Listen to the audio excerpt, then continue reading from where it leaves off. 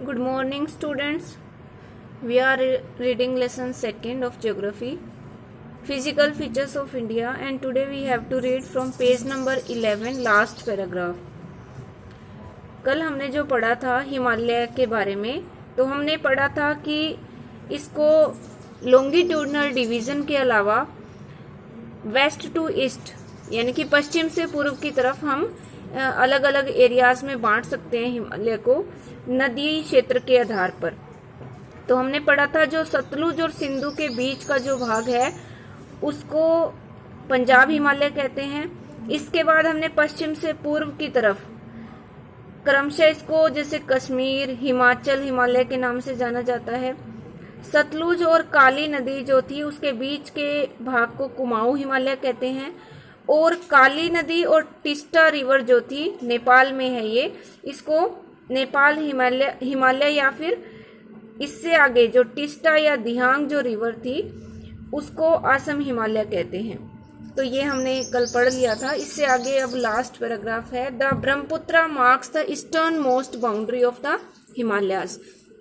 जो ब्रह्मपुत्र है, ब्रह्मपुत्र नदी है, वहाँ ये एक तरह से ब्रह्मपुत्र नदी की जो बाउंड्री है वो हिमालय की सबसे ईस्टर्न मोस्ट बाउंड्री है, ये सबसे पूर्वी सीमा है।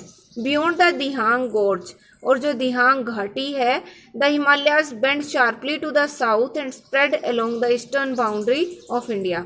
वहाँ पे हिमालय एकदम से दक्षिण की तरफ मुड़ जाता है और भारत की जो पूर्वी सीमा है, ईस्टर्न बाउंड्री है, उसके साथ साथ ये फैला हुआ है। They are known as the Purvanchal और the eastern hills and mountains, और इन पहाड़ियों को पूर्वांचल या फिर पूर्वी पहाड़ियां या पूर्वी पर्वत कहा जाता है। These hills running through the northeastern states are mostly composed of strong sandstones which are sedimentary rocks. ये जो पहाड़ियां हैं जो नॉर्थ ईस्टर्न स्टेट में से एक तरह से गुजरती हैं, ये ज़्यादातर जो बनी हुई है वो स्ट्रॉन्ग सैंडस्टोन से बनी हुई है, बलुआ पत्थर से बनी हुई है, जो कि सेडिमेंट्री रॉक्स हैं, अवसादी चट्टानें हैं। कवर्ड विद डेंस फॉरेस्ट, इनमें घने जंगल हैं। They mostly run as parallel ranges and valleys, और वो ज़्यादातर क्या है, समांतर श्रृंखलाएं हैं यहाँ पर और घाटियाँ हैं। The Purvanchal comprises the Patkai hills, the Naga hills, Manipur hills and the Mizo hills. और इस एरिया में पटकाई की पहाड़ियाँ, नागा पहाड़ियाँ, मणिपुर पहाड़ी और मिजो पहाड़ी ये इसमें शामिल हैं। इसके बाद आता है the northern plane, it means उत्तरी मैदान। उत्तरी मैदान जो है वो हिमालय के दक्षिण भाग में मौजूद है, हिमालय से नीचे। The northern plain has been formed by the interplay of the 3 major river systems. उत्तरी मैदान जो है वो 3 मुख्य नदी तंत्र से बना है, 3 नदियों की एक व्यवस्था है, प्रणाली है, उनसे मिलके बना है। Namely the Indus, the Ganga and the Brahmaputra along with their tributaries, जिनमें शामिल हैं, जिनके नाम है Indus it means Sutlej river, Ganga नदी और ब्रह्मपुत्र नदी, और इनके साथ ही जो इनकी ट्रिब्यूटरीज हैं, सहायक नदियां हैं, वो भी इसमें शामिल हैं। This plain is formed of alluvial soil, ये मैदान जो है जलोढ़ मिट्टी से बना है जो पानी के साथ बहकर आता है पहाड़ों से। The deposition of alluvium in a vast basin lying at the foot hills of the Himalaya over millions of years. और जो ये एल्वियम का जो डिपोजिशन है, जमाव है, इतने बड़े बेसिन पे, इतने बड़े एरिया पे, जो कि फुट हिल्स हिमालय की तलहटी जो है, नीचे वाला जो हिस्सा, वहाँ पे ये मौजूद है और ये लाखों सालों से बना है। फॉर्म्ड दिस फर्टाइल प्लेन, ये सब इस उपजाऊ मैदान को बनाते हैं। It spreads over an area of 7 lakh square kilometre. ये जो पूरा एक तरह से उत्तरी मैदान है वो लगभग 7 लाख वर्ग किलोमीटर में फैला हुआ है। The plain being about 2400 kilometre long and 204 to 320 kilometre broad.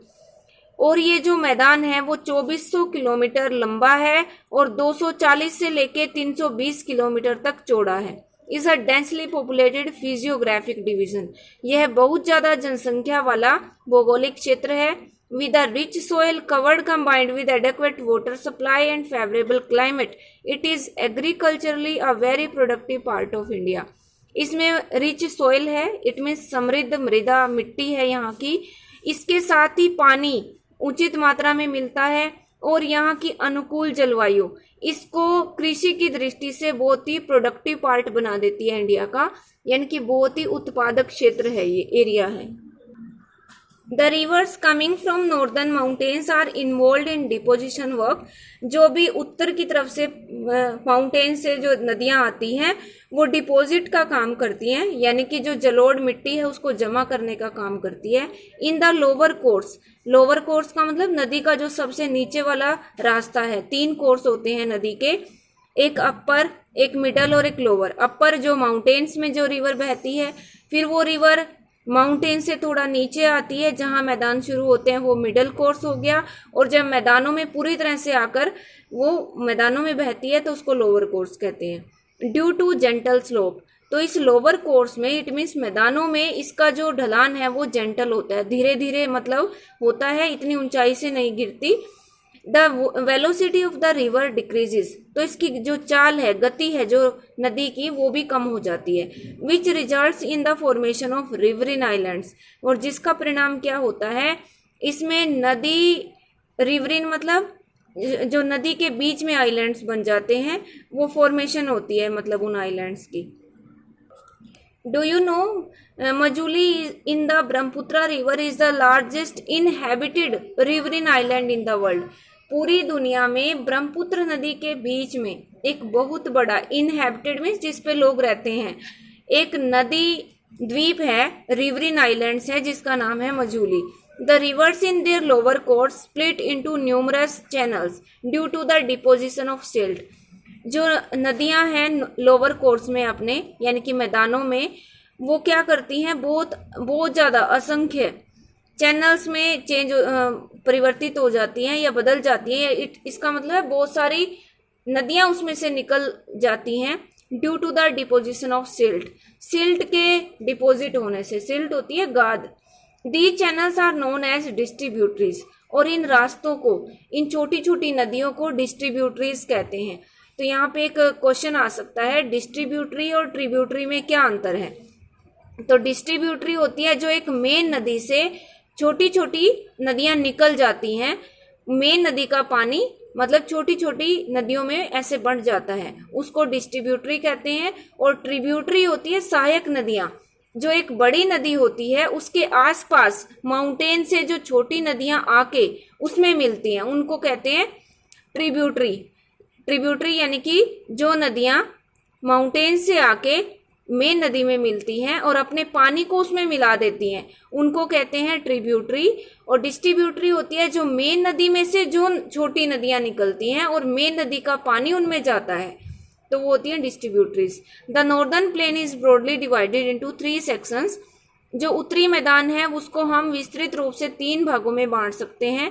The western part of the northern plain is refer to as the Punjab plains, और इसका पश्चिमी हिस्सा है जो नॉर्दर्न प्लेन का, उसको पंजाब प्लेन या पंजाब मैदान कहते हैं, जैसे कि हिमालय का नाम भी यही था।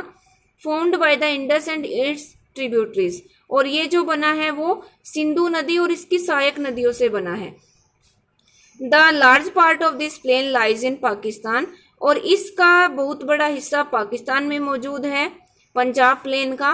The Indus and its tributaries, Sindhu नदी और इसकी सहायक नदियां जैसे कि झेलम, चिनाब, रावी, ब्यास और Sutlej originate in the Himalaya. वैसे तो ये इनका उद्भव जो है वो हिमालय से होता है। This section of the plain is dominated by the doabs, और यहाँ पे बहुत ज्यादा दोआब बने हुए हैं इस भाग में। Do you no Doab is made up of 2 words. Doab जो है 2 वर्ड से मिलके बना है। दो मीनिंग 2, दो का मतलब 2, और आब मीनिंग वाटर, आब का मतलब यानी कि पानी। यहाँ इसका मतलब है 2 नदियों का क्षेत्र। Similarly Punjab is also made up 2 words. Punjab भी 2 शब्दों से बना है। पंज मीन्स 5, आब मीन्स वाटर, यानी कि 5 नदियों का क्षेत्र। We will continue this lesson for tomorrow. Thank you.